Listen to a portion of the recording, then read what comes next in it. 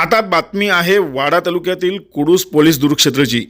पालघर जिल्हा नव्याने झाल्यानंतर जिल्ह्यातील वसई विरार आयुक्तालय अंतर्गत अनेक नवीन पोलीस ठाणे निर्माण झाले। मात्र पालघरच्या ग्रामीण भागात अद्यापही एकही नवीन पोलीस ठाणे निर्माण झाले नाही। ग्रामीण भागात कित्येक वर्षांपासून वाडा तालुक्यातील कुडूस या पोलीस चौकीचे पोलीस ठाणे म्हणून प्रस्तावित होते।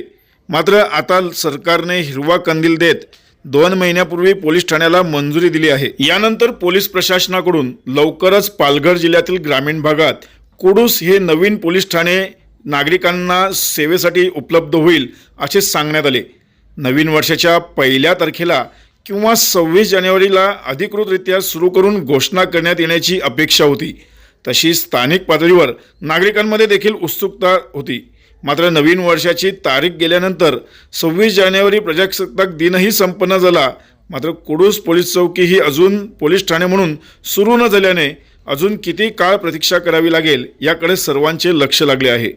कुडूस बाजारपेठ ही 52 गावांचे केंद्रबिंदू असून इथे मोठ्या प्रमाणात लोकवस्ती असून पोलीस कर्मचाऱ्यांची संख्या देखील कमी असल्याने त्यातच उपलब्ध असलेल्या पोलीस कर्मचाऱ्यांची मात्र दमछाक होते। यामुळे पोलीस ठाणे सुरू झाल्यास पोलीस मनुष्यबळ अधिक प्राप्त होईल व ती लवकरच पोलीस ठाण्याचे कार्यालय सुरू होण्याची आवश्यकता आहे।